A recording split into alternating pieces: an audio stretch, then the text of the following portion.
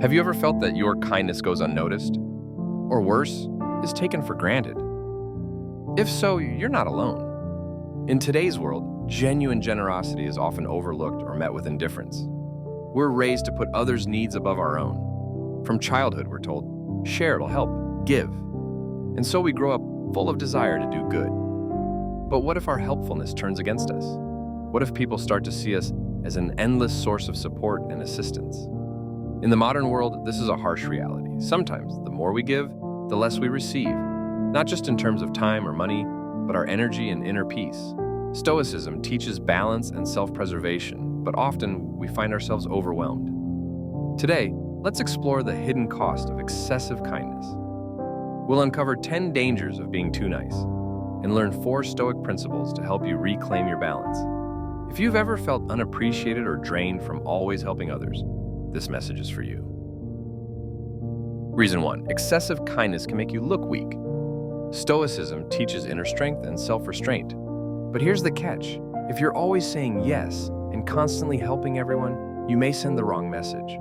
There's a fine line between being helpful and being a people pleaser, and that can lead others to see you as someone who can be burdened with responsibility.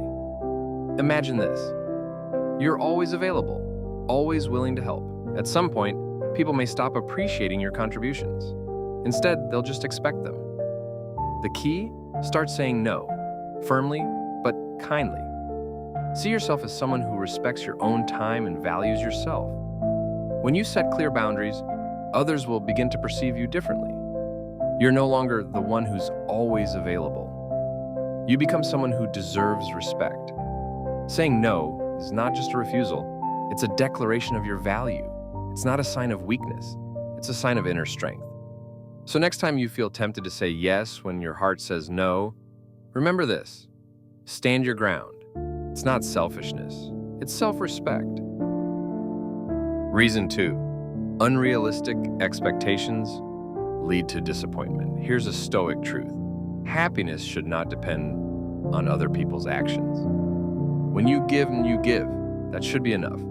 But let's be honest, that's hard. You offer kindness, secretly hoping others will respond in kind. You want to be seen, appreciated. But what if they don't respond at all? That's where the pain sets in. You carry the weight. You do favors. You help. Naturally, you expect others to do their part. But when they don't, it hurts. You feel exhausted, irritated, and let down. Stoicism reminds us of a hard truth. We cannot control others, only ourselves. Help without expecting anything in return. Don't wait for thanks or reciprocity. True value lies in the act of giving, not in what you receive afterward. This mindset helps you stay emotionally grounded, regardless of how others behave. Reason 3. Giving too much attracts the wrong people. In the Stoic view, you attract what you project. If you're calm and balanced, you'll draw in genuine people. But if you constantly give without limits, you become a magnet for takers.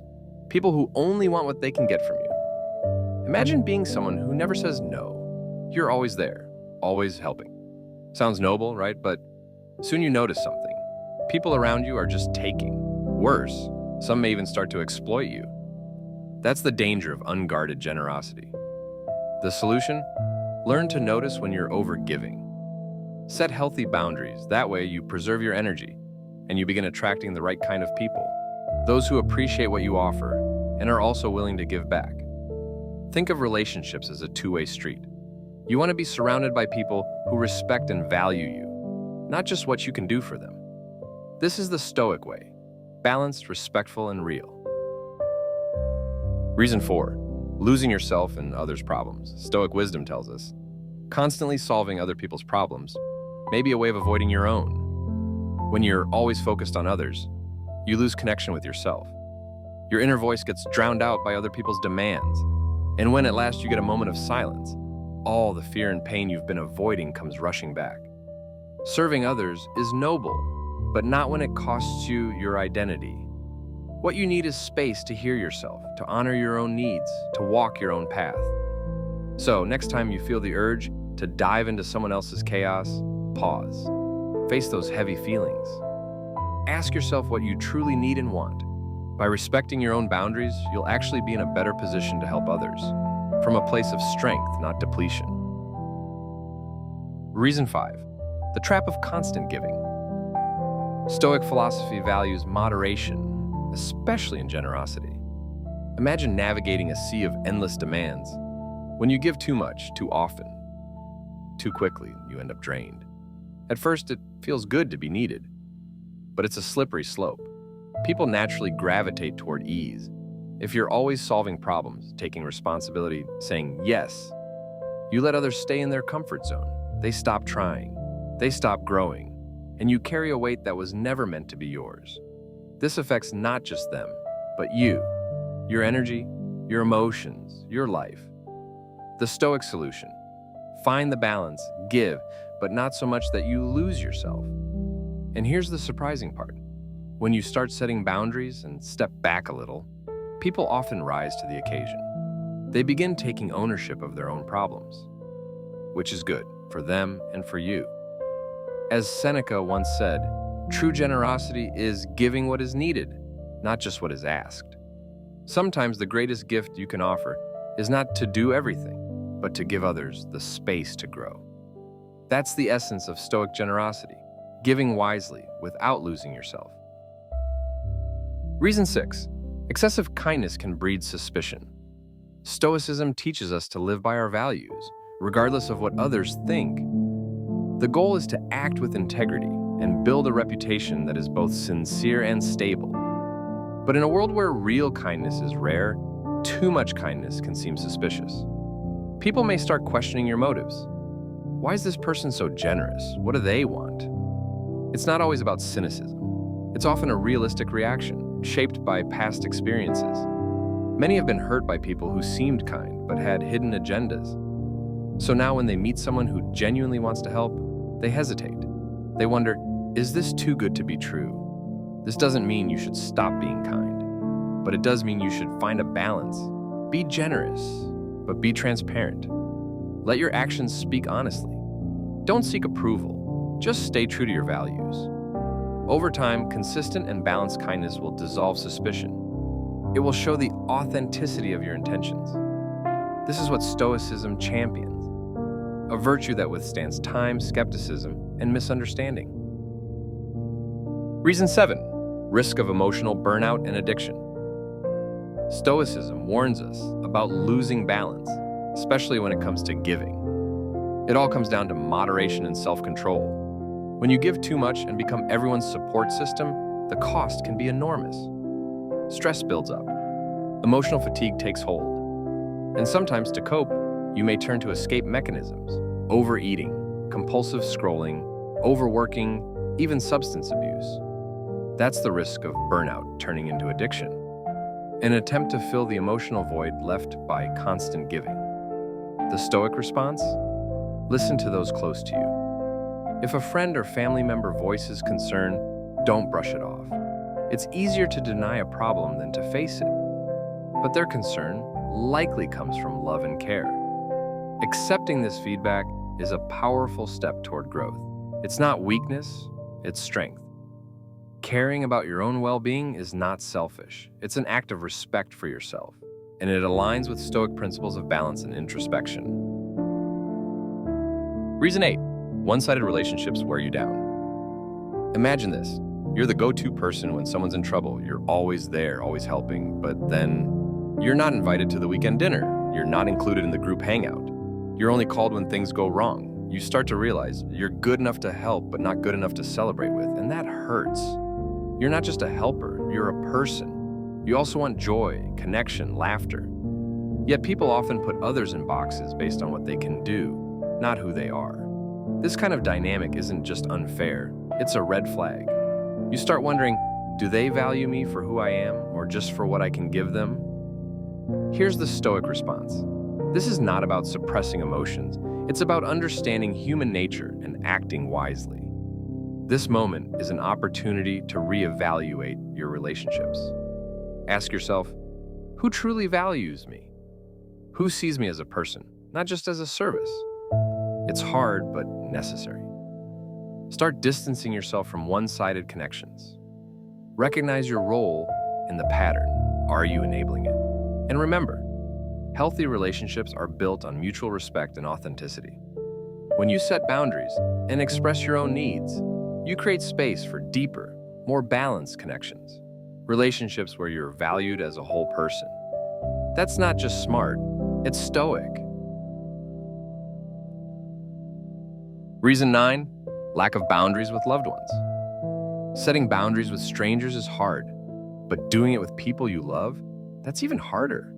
We fear hurting them. We don't want to seem cold or selfish. After all, love means sacrifice, right? Well, Stoicism offers a different view. True care isn't limitless self-sacrifice, and it's knowing your limits and honoring them. You can still love deeply and say no. You can still support others without abandoning yourself.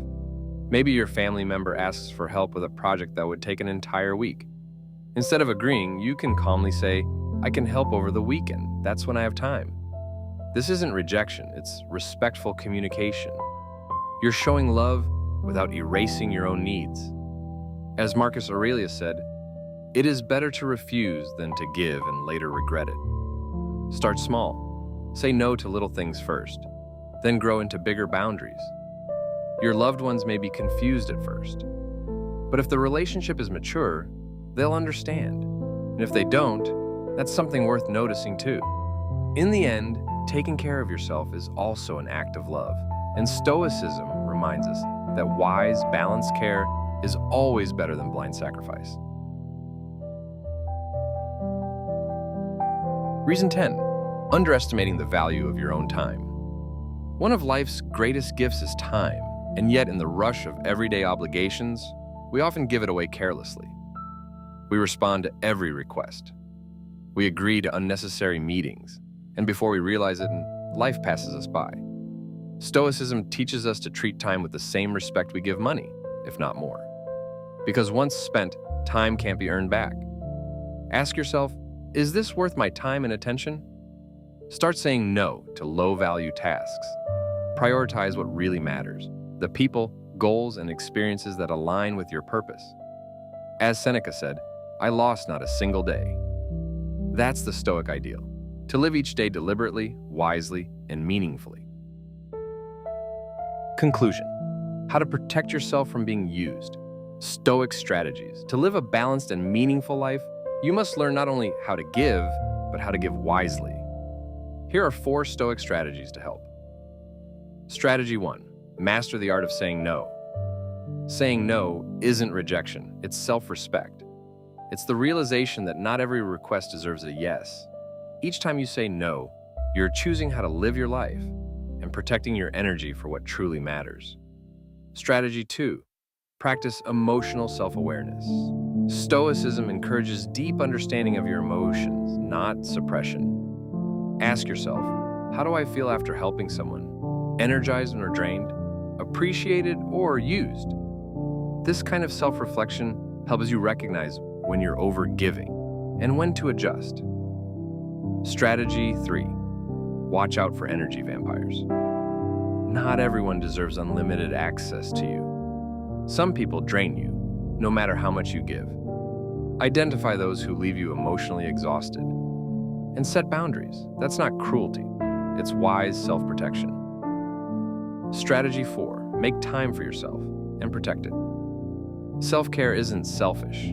It's essential, whether it's yoga, reading, or quiet reflection. These moments replenish your spirit.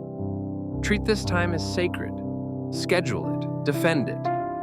And when others ask for it, say, I have a commitment to myself. Because you do, final thought. Kindness is a beautiful virtue, but without balance, it becomes a burden. Stoicism teaches us that the middle path is best. Not too much, not too little, just enough to be generous without losing yourself. And when in doubt, let the word no be your quiet ally. If this resonated with you, then remember your time, energy, and well-being matter. Stay kind, but stay wise. What do you think? Which of these points resonated with you the most? Was there a moment where you thought, yes, I've felt exactly that? Share your thoughts in the comments below. Your story might help someone else feel less alone. If you found this video valuable, please give it a like, subscribe to the channel, And don't forget to turn on notifications so you never miss new insights. Let's build a community where kindness is balanced, wise, and strong. Thanks for watching, and may your path be stoic, purposeful, and full of clarity.